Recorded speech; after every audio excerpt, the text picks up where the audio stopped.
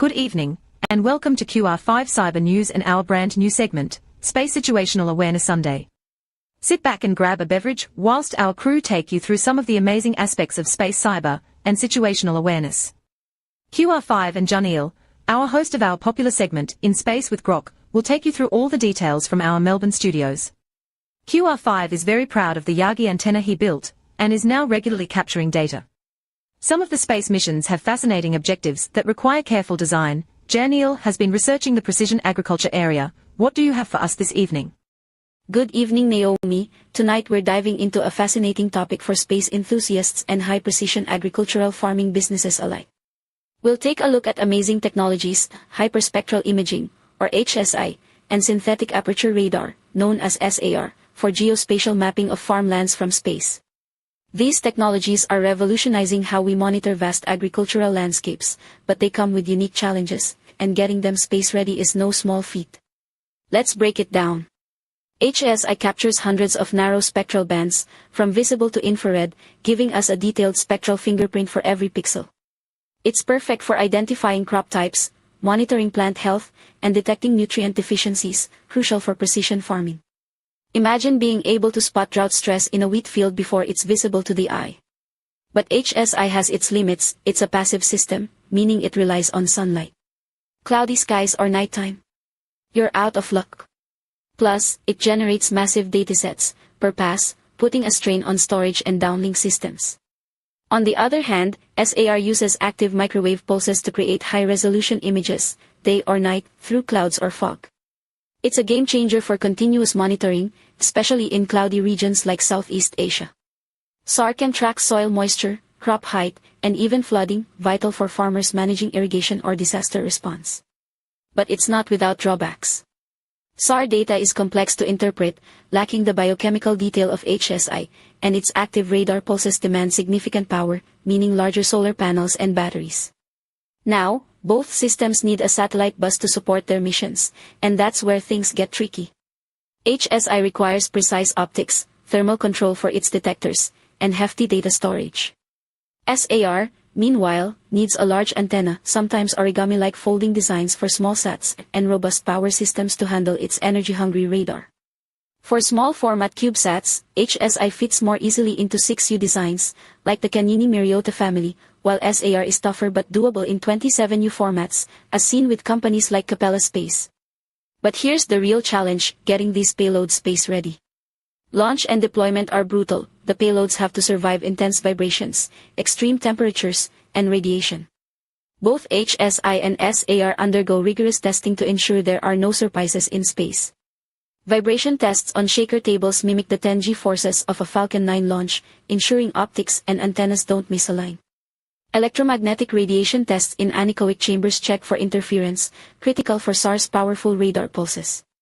Thermal vacuum chambers cycle between -100°C and +100°C to test performance, while power consumption tests at these extremes ensure stability.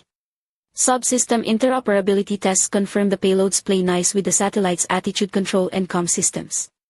Finally, radiation hardening with shielding protects electronics from cosmic rays over years in orbit. So, what's the best payload selection?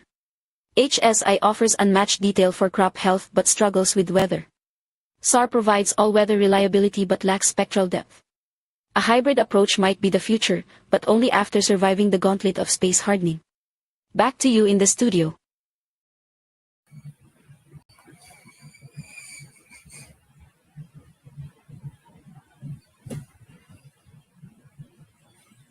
Well, here we are, folks. We're live.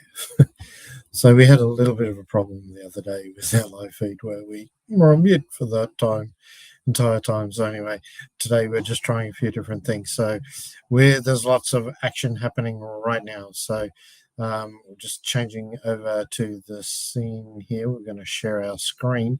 So we have been doing some observations. We've got two scheduled here, and the Greta has just come through. The Grebetta has just come through. If we just go across to the, this is the satellite here. I think we got a detection on that. It was a Slovakian satellite coming over, and it's got, sorry, here we go. This is the satellite here. Just make sure I'm sharing the right tab. Here's the Grabetta, and it's a Slovakian satellite, and this was the picture of it on Satnog's website. The transmitters here, we've got a couple of different transmitters here, a couple of AX25s, FSK, some GFSK 9600. Oh, it's 9K6, I'm not sure what that is. But here, the downlink here, this one's 2 gigs, so we're probably not going to see that. The 436 is the one we're really after here. The 145 is really a little bit outside the range of our antenna, but we might get it as well. So it's got a couple of instruments on board there, quite a large satellite. So this one here, this is where it currently is. So it's just flown over us, and we should have the data from that, which is coming up. We're just going to check in on another one though, because this one, SARAL, is just coming overhead now. So if we look at the map here, it's just currently over North Queensland. So there we go. So it's just coming in over Cape York. It's going to go a little bit west of Melbourne here. I think if we look at our map here, the observation that we had, I think if we go here on this one, that'll give us the OBS ID. Yeah, that's good. So it's going to come in from the north and go west of us. Maximum height above the horizon 48 degrees. So I think I might just tip my antenna around a little bit for that. This was one that we did about 2 hours ago now, the KSM1C. And the KSM1C is, we got a good observation on that one.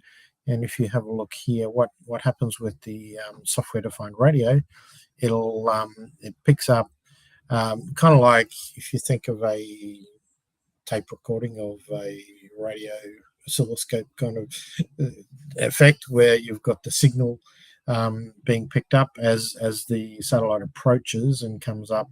This was a pretty high pass. It was 55 degrees above the horizon, and you can see there's some data there. So when you go through that, you're asked to classify whether you had data or not, and we had with signal here. You then can get an audio file for the recording, and you can then use that to decode and take some of the data out of that. I think our gain settings are not quite correct to do the automatic demodded data just yet. That's something I'm still working on. I think the missing component here is a low noise amplifier, which cuts out a lot of the static that you're seeing there. Because if you can play this and you'll hear a lot of noise, and you should hear a little bit of signals in here. Let's just go back and see where our satellite is. Where is it coming here? Share this one. Yeah, so it's just coming through to the west of us now. I see some data. Now what we've got here, we'll just go back to share this tab. We'll just go back to here. What I'll do quickly is just show you the ISS that we got the other. We did get Kanyini, so we'll have a look at Kanyini. This was on the 12th. So this was one that was quite low to the horizon as well. So you would have seen in the top of the show the details about Kanyini. This, what you can see here, is a little bit faint, but you can see the data packets coming down from the two instruments there. The Kanyini imager and the Myriota IoT instrument as well, so that you get two streams from the two instruments on board, and that's really cool. So that was great to catch. I did get one pass that was directly overhead, but I wasn't recording it the other day when I did that, so we'll do better next time. But this is as good as I can show you on Kanyini at the moment.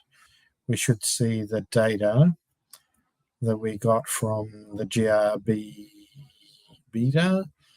So if we go back to GRB beta, that was this one. These are the instruments on board. So I think probably what we'll see here is the 436.785. So, sorry, what am I doing? Sharing this tab. So this is the observation here. All right, so sorry about that.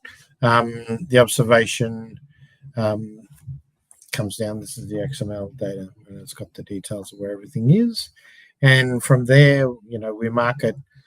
This time we go waterfall. We go back to the waterfall, and we go, I can't really see any data in it. This could be, I'm not sure.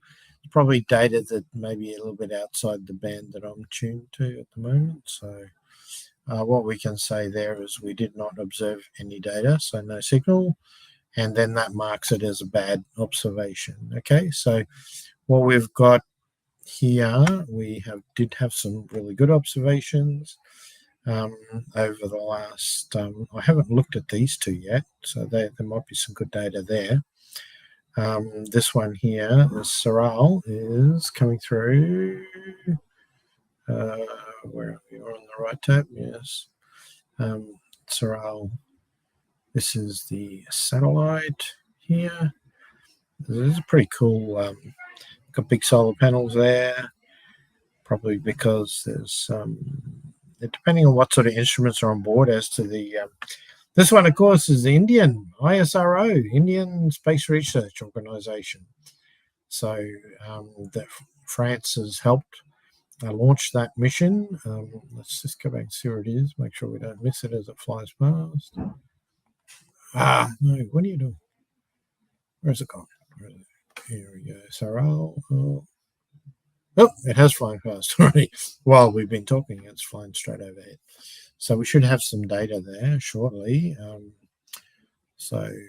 Usually it'll take a few minutes to upload. So we'll go back here and just do a refresh. See if we've got any data now. And you can see we do have data from SARAL. So my Indian friends will be very proud of me if we get this. So let's just have a look. So here's the waterfall, here's the audio and the confirmation there. So when we look at the observations, SARAL I picked because quite a few people had successful detections on that. So let's have a look. So that's the page. Yep, we've already got that. So what we can do here is go to, we want the observations, not the satellite. So click on there. And what do we got? What do we got? What do we got? Oh, we've got data. We've got data. There we go.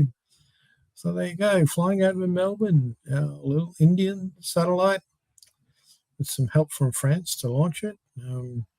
So there we go. So what we can do with this one, we're on the right stream, sharing this tab. Yep. So here you can see we've got, it's pretty faint, but it's you got to remember some of these satellite, that one's a 465 megahertz. So certainly picked it up though. I'm not sure why we missed the other one. Maybe the transmitter might have been turned off or something for some maintenance or some particular purpose. They're not on all the time, or sometimes they're doing work on them, and they'll shut them down and turn some of the instruments off for a bit. These are very, very finicky little Cubesats and quite amazing devices. So Kanyini is only the size of a loaf of bread. It's like a 6-unit Cubesat, and it only weighs about 10.5 kilos, I think. So this one, we might find out a bit more about it since we've got some data. So big shout out to my friends in India and here in Melbourne. Look at this. This is good. So it's got an Argos 3 transmitter, SARAL. So let's go back and have a bit more of a look about this. So we did get a successful detection as it flew past. Where is it now? It's way out over... way out past Tasmania now. Oh, it's over the South Pole. It's over Antarctica. So there we go. The 3908 086 here is the international NORAD designation for the satellite. So you can look that up just by typing that in here, or you can do search on different ones. And you can get information about the satellite here. So what else can we find out about it? Oh, here we go. Here's the website. Why don't we have a look at the website, find out a little bit about SARAL. So SARAL, let's go here. Share this tab instead. Yeah. So here's, that's a much better image of that one. So Earth Observatory. There's some interesting, there's a couple of satellites here, not the ones we're looking at now, but we're after satellite missions. Earth observation. What do we got? We've got SARAL. Well, it'll be down at S. So we'll click on S. S. Where are we? SARAL. Oh, here we go. Satellite with Argos and Altica. So this one here. This is the one. So it's an altimetric mini-sat operated by the Indian Space Research Organisation and CNES. In France. So it's measuring atmosphere and ocean. So ocean topography, currents, ocean surface winds. So it'll be getting a nice look at Bass Strait right now, or near Antarctica. It'll be checking on the penguins right now down there. It's got radar altimeter. This is a beautiful image of the satellite. So this is SARAL. That's the CNES mission. So primary instrument is in Ka band. First radar altimeter operating at, so altimeters is probably measuring the height of the waves in the sea state, I would imagine. So the high resolution altimeter has a dual frequency radiometric function, which is that's good. So lots of good things. It's got a laser refractometer, retroreflector array, LRA. So that's interesting instrument as well. Provides spatial resolution of 40 to 50 kilometers of sea surface height investigations. So this would obviously potentially be tied into weather or long-term scientific research about wave heights and ocean currents and things like that. So very, very interesting satellite. So it's great to bring you the Indian Space Organization. The research organization is going gangbusters at the moment. They've they put a craft on the moon a little while ago for a very, very cost-effective price compared to the amount of dollars that NASA and ESA and some of those have to invest normally. So the Indian space program is full of passion and commitment and great young minds, and really leveraging fantastic missions that are very cost effective, and a real credit to the Indian people and the government and their research organization over there. So that's a really, really nice find tonight to be able to cover that for you. I'm just going to go back here to, this was the observation again. So this was the data that we saw. Now, most of this is probably just beacons and some, quite often satellites flying over will have a little bit of, they'll take photos and they'll download, high schools and things can download photos that they take as they fly over, which is all very good. And, but sometimes some of the data that's coming down is encrypted or encoded. Some of it, sometimes it'll just have the beacon there at the end, so you can actually check that it's actually the satellite that you had. And normally the next step of my little process, so we're going to tick yes, we have signal on SARAL. So we've got a good observation. So that's gone up to the database of SatNogs as a good observation. Some crazy guy in Melbourne saw a satellite fly over his house and he got data. So that's exciting. It's exciting for me. So, and they appreciate the so came in from the north. So there we go. So here's the TLE. So this is the two-line element that we were talking about, and this is how you calculate the TLE for. So what you can do if you have a telescope or a tracking telescope or tracking antennas, or the big dish ground stations, they can sort of line up. Okay, it's going to come from this way and it's going to go over there, and they can line up and just track it across the sky. So my situation, I just have a very static little Yagi antenna, and does the job very nicely for me at the moment, but it doesn't come up, go overhead, turn around and go the other way. It sort of just waits, and then it loses signal when things go directly overhead, and it goes, okay, you've finished your recording, and here we go. So we might just quickly have a look at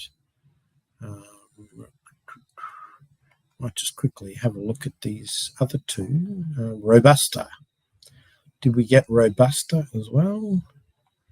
Robusta came through about an hour ago and haven't checked it yet. So Robusta, it looks like we didn't get. I've got a bit of noise there. My antenna was pointing out to the northwest, so I might not have quite picked that one up. Don't see any signal there, so we will mark that as no signal. And we'll check the other one. Yeah, so this is the process that we go through. The OOV cube. I'm not sure what that one is, but it was flying around, so we will check that one. What is this? 435 megahertz. Frequency might be a bit high there on that one. Oh, no, there's a little bit going through there. Now you see, I think there's signal there. It's off now.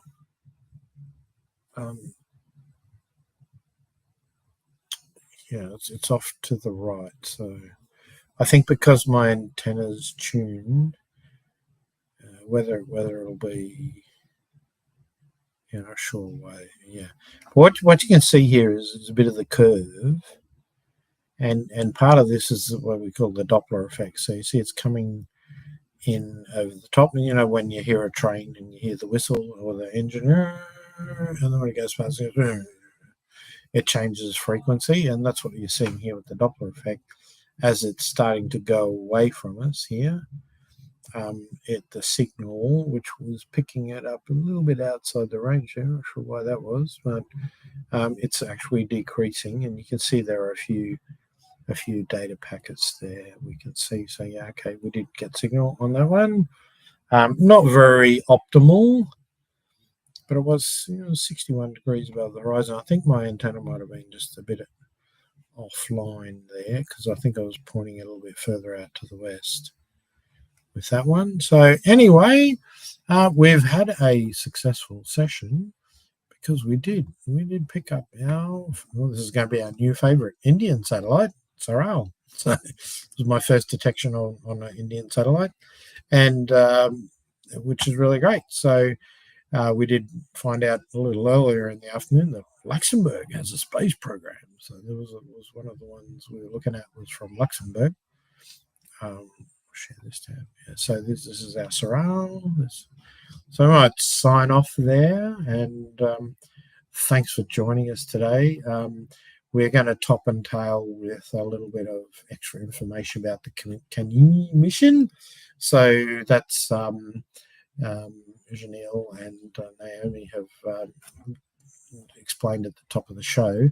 But yeah, the Kanyini mission is quite interesting, so we might replay the Kanyini segment as well. So yeah, hope you're enjoying this. It's make sure you like and subscribe on the video, because the YouTube needs to know that it's interesting. So thank you for that. Thank you for joining us again.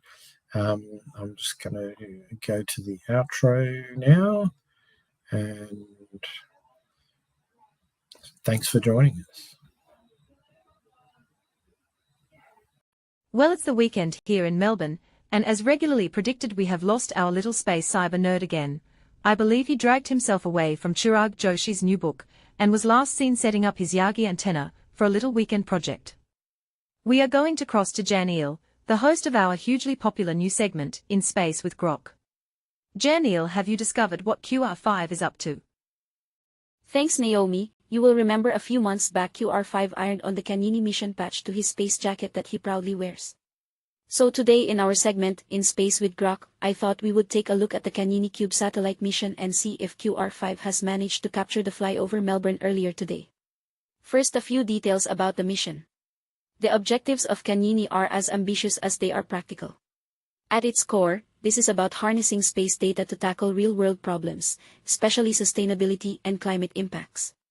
The hyperspectral imager will provide detailed imagery for research into crop health, helping farmers optimize yields, forestry, tracking tree cover and fuel loads, and water management, monitoring everything from river systems to coastal ecosystems.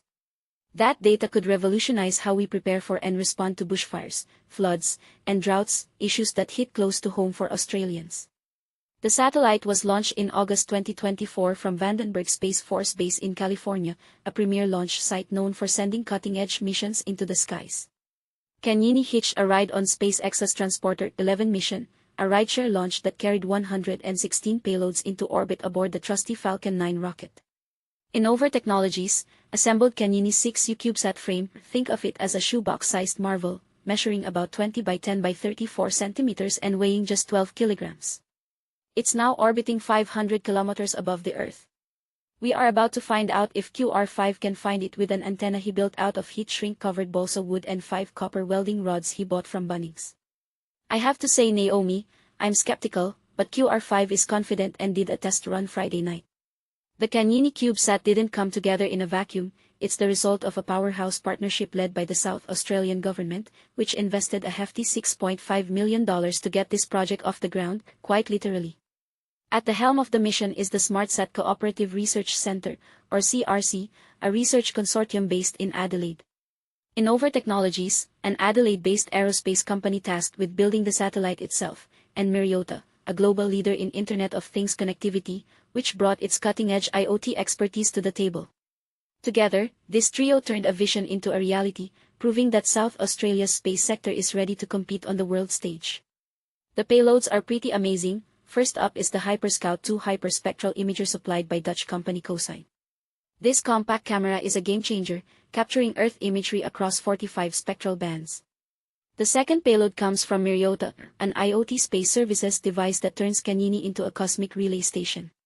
This little gadget connects sensors and devices on Earth's surface to the satellite, securely transferring data to the cloud and back to mission control. We should point out that QR5 has no official capacity in these missions but is energetically cheering them on and keen to measure the moisture content of the ground around his apple tree from space, even though his Yagi antenna is standing right next to that apple tree. But there is no fun in that, is there, Naomi? I think we have located him. Over to you, QR5.